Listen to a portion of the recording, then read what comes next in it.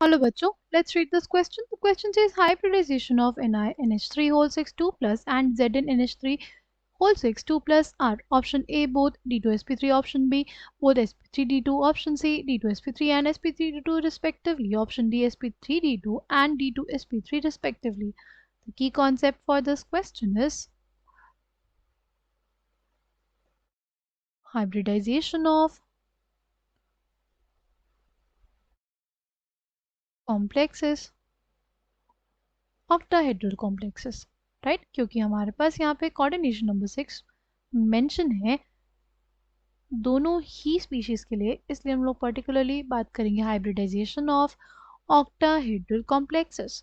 Octahedral complexes के लिए हमारे पास दो हाइब्रिडाइजेशंस पॉसिबल है, पहला D2sp3 और दूसरा sp3d2, राइट। D2sp3 कब होता है?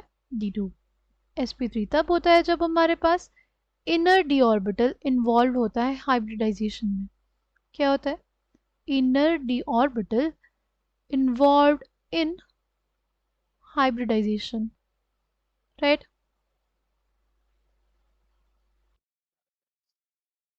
और sp3d2 कब होता है? sp3d2 बेसिकली हमारे पास तब होता है जब आउटर डी ऑर्बिटल इन्वॉल्व होता है हाइब्रिडाइजेशन में।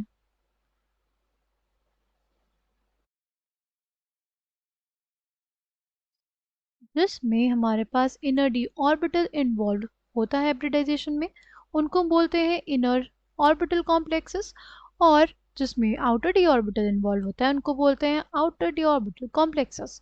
ओके, नाउ अगर हम लोग बात करते हैं कि कब हम लोग पॉसिबिलिटी चेक करते हैं इनर और आउटर ऑर्बिटल कॉम्प्लेक्सेस की। सी अगर हमारे पास D0 से D3 होता है, D0 से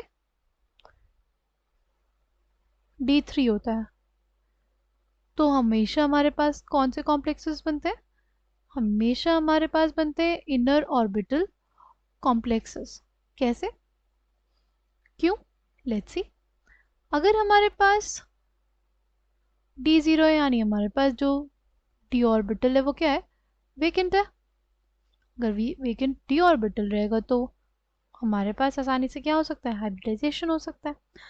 अगर हम लोग बात करें कि है हमारे पास D1, D1 होगा तो क्या होगा? D1 हो गया, यहाँ पे एक इलेक्ट्रॉन हुआ।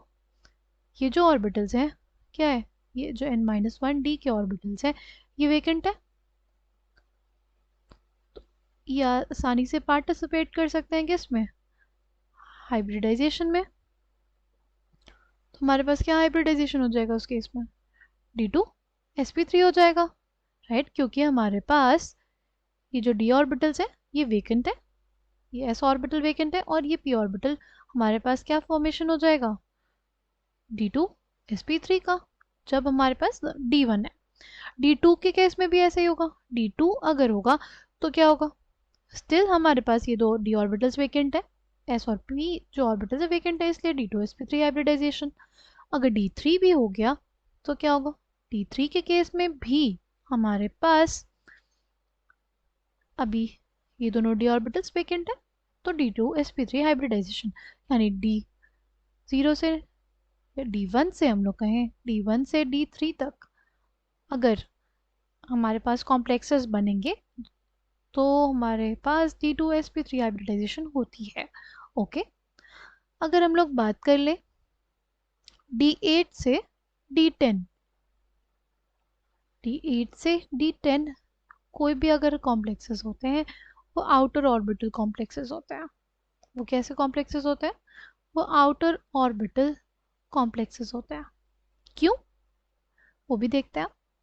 और अगर हम बात करें D4 से D7, तो उनके लिए जो इनर ऑर्बिटल कॉम्प्लेक्सेस या आउटर ऑर्बिटल कॉम्प्लेक्सेस होते हैं वो इस बात पर डिपेंड करता है कि उनके साथ कैसा लिगेंड जुड़ा हुआ है। अगर एक स्ट्रॉन्ग फील्ड लिगेंड होगा, अगर एक स्ट्रॉन्ग फील्ड लिगेंड होगा तो वो पेयरिंग करा देगा और हमें देखने को मिलते हैं D2sp3 हाइब्रिडाइजेशन। और अगर वीक फील्ड लिगेंड होगा अगर वीक फील्ड लिगेंड होगा तो हमें देखने को मिलेगी कौन सी हाइब्रिडाइजेशन, sp3d2 हाइब्रिडाइजेशन। इसका मतलब क्या, देखो अब सबसे पहले डिस्कस करेंगे D4 से D7, उनके लिए क्या होता है,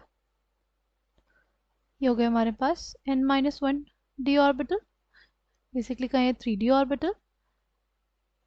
अगर पर्टिकुलरली बात कर लें 3d सीरीज के लिए,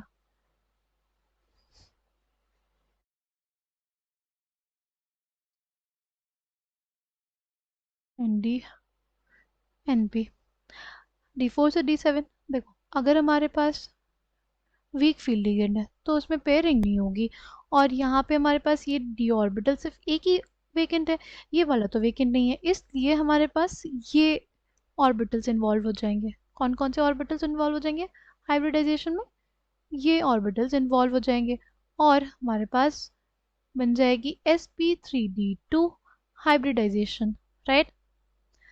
अगर हमारे पास इन्वॉल्व हो जाए इनर डी ऑर्बिटल, अगर हमारे पास इन्वॉल्व हो जाए इनर डी ऑर्बिटल, तो उस केस में क्या हो जाएगा हमारे पास, उस केस में हमारे पास हो जाएगी D2 sp3 हाइब्रिडाइजेशन। ओके, उस केस में हमारे पास इन्वॉल्व हो जाएगी D2 sp3 हाइब्रिडाइजेशन। ये हो जाएगा किसके साथ, स्ट्रॉन्ग फील्ड लिगेंड के साथ। स्ट्रॉन्ग फील्ड लिगेंड होगा तो उसकी कंडीशन है, ये तब था हमारे पास जब हमारे पास वीक फील्ड लिगेंड था। ओके, तो क्या हो जाएगा, अगर D4 बना तो स्ट्रॉन्ग फील्ड लिगेंड रहेगा, क्या करा देगा, पेयरिंग करा देगा, ये इलेक्ट्रॉन कहाँ चला जाएगा, इधर। इसकी वजह से हमारे पास ये जो डी ऑर्बिटल्स है वेकेंट हो गए, तो हमारे पास क्या बन गया, तो हमारे पास फॉर्मेशन हो जाएगा हाइब्रिडाइजेशन D2 sp3 हाइब्रिडाइजेशन का, राइट। ये किसके लिए केस देख रहे थे हम लोग, D4 से D7 के लिए ये हमारे पास है, ठीक। अगर बात करते हैं D8 से D10 के लिए, D8 से D10 की बात करें तो देखो उनके लिए क्या हो जाता है,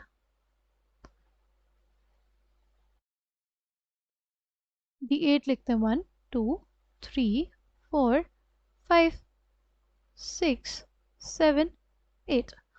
अगर स्ट्रॉन्ग फील्ड लिगेंड होगा तो भी ये सिर्फ ऑर्बिटल वेकेंट हो पाएगा, राइट। फिर भी हमारे पास क्या नहीं बनेगी, एस D2sp3 हाइब्रिडाइजेशन, क्योंकि हमें दो डी ऑर्बिटल्स चाहिए होते हैं, राइट। यानी D8 से D10 के लिए हमें क्या चाहिए, क्या हाइब्रिडाइजेशन हो जाएगी, वो हो जाएगी हमारे पास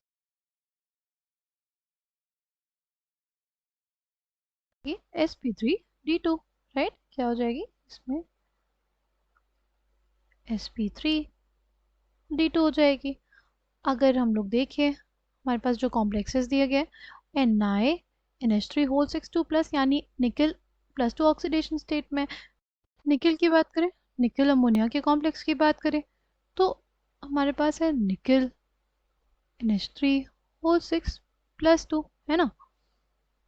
निकल कौन सी ऑक्सीडेशन स्टेट में, +2, और वैसे उसकी इलेक्ट्रॉनिक कॉन्फ़िगरेशन क्या होती है, वो होती है आर्गन 3d8 4s2, राइट।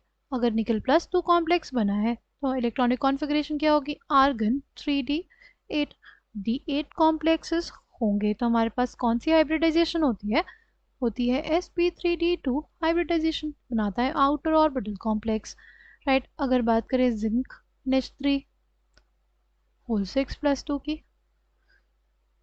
तो जिंक की इलेक्ट्रॉनिक कॉन्फ़िगरेशन क्या, वो है आर्गन 3d10 4s2, राइट। अगर जिंक 2+ है तो क्या हो जाएगा, वो हो जाएगा आर्गन 3d10, d10 रहेगा तो हाइब्रिडाइजेशन sp3d2, यानी दोनों ही क्या बनेंगे, outer orbital complexes. Coming back to the question, correct answer for this question will be option B.